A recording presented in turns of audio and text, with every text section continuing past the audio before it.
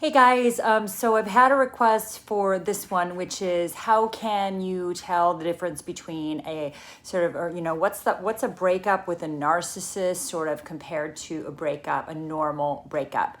And there's a lot of differences, but I'm just going to touch on a few. I'm trying to keep these videos short and sweet.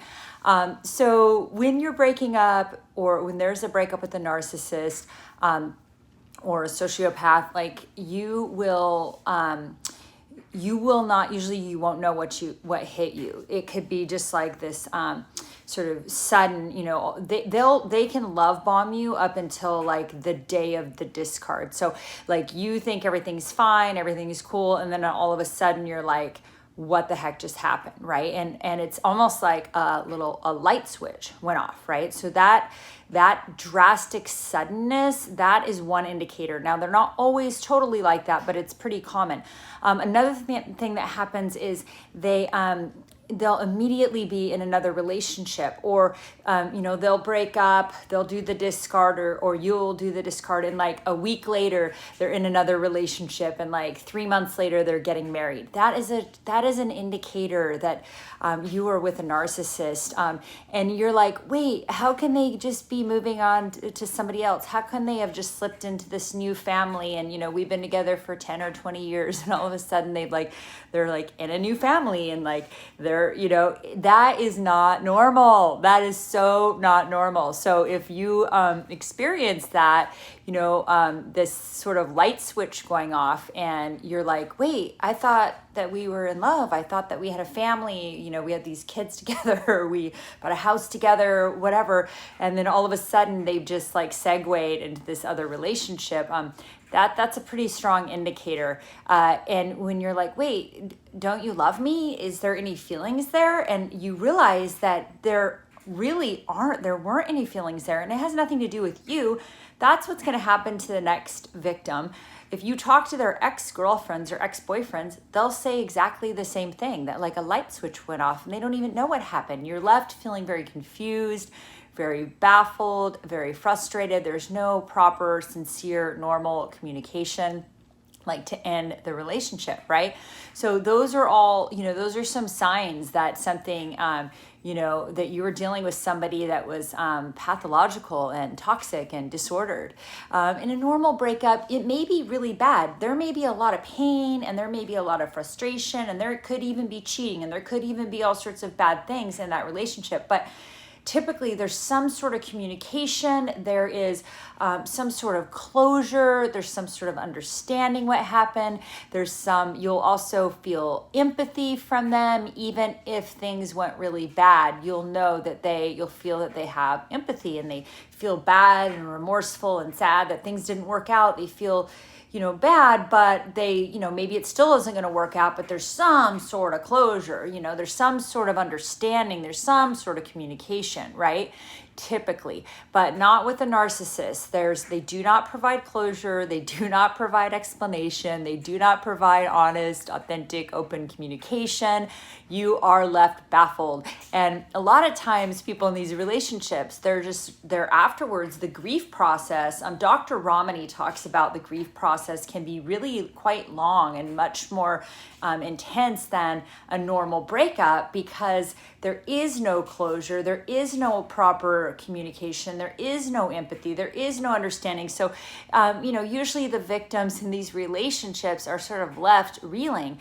And keep in mind, the reason why a narcissist doesn't typically want closure is they just want to put you on the shelf while they groom their new source of supply, so that at some point in the future they might be able to like pull you down from the shelf and like do a little bit more mind fuckery on you, right? Like like that, they may want to do that, right? That's kind of how they operate.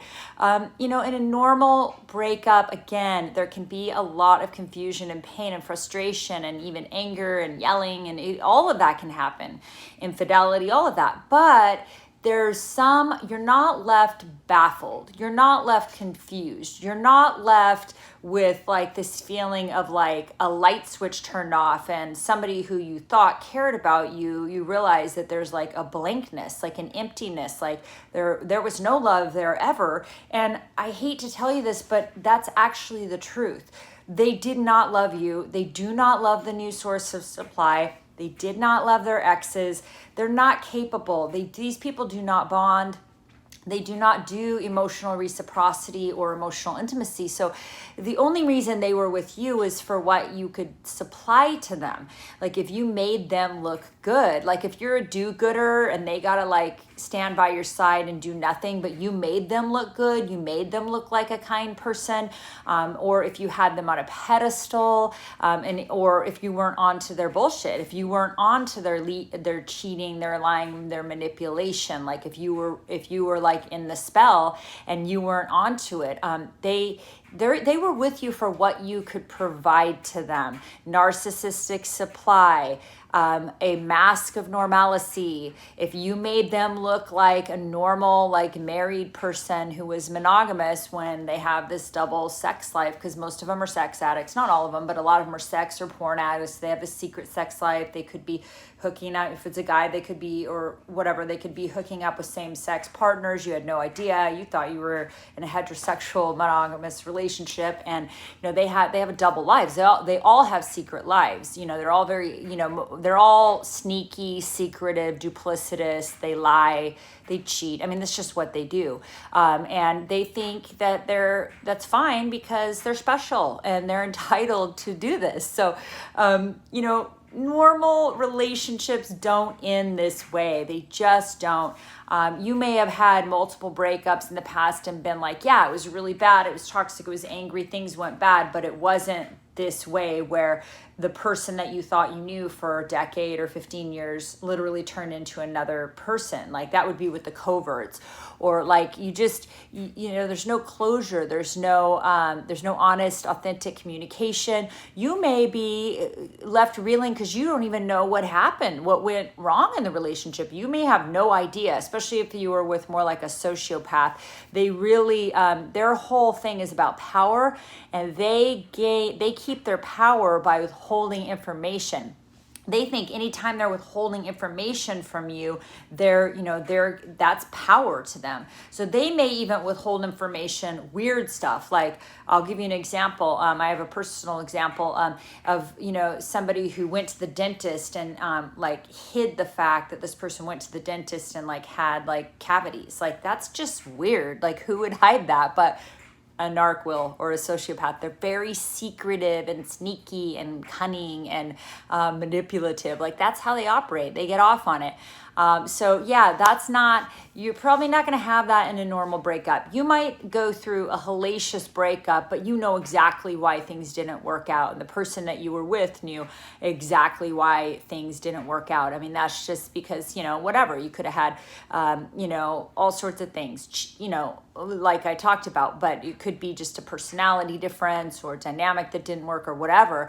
But you have an understanding of why things didn't work out. Usually you've been fighting for years beforehand and things were really bad and it just, wasn't workable, right?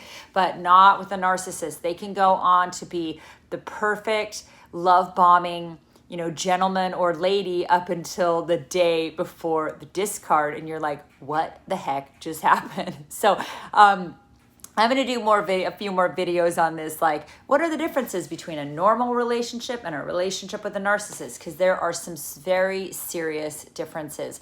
And if you are able to start to identify the red flags early on, and this is the second part, identifying the red flags and knowing when to walk away. And that is difficult, especially if you have been in abusive relationships and you are comfortable to a certain degree, or it feels familiar to you. Usually it's because I can only speak for myself, but you may have come from like a childhood trauma. And so when you meet a toxic abuser, whether it's verbal, physical, or psychological, you might feel comfortable with that person because that's what you knew as a child. So there's a sense of familiarity there, rather than being comfortable with somebody who is like a kind person, an honest person, an authentic person, somebody who's not a manipulator, who's not a liar, who's not a cheater.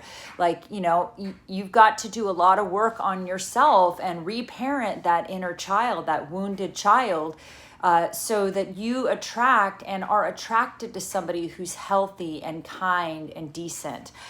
So hopefully this helps you. But I had one of the people I've been working with really want a little video on like some of the differences that you might see with a narc breakup versus a normal breakup. Thank you so much. And I hope you guys are thriving and happy and getting exercise and keeping yourself safe and working on your codependency, or if you're an empath, keeping an empath, because quite frankly, the world needs empathetic people. Empathy might be the thing that saves us. So I hope you have a wonderful, wonderful day. Bye.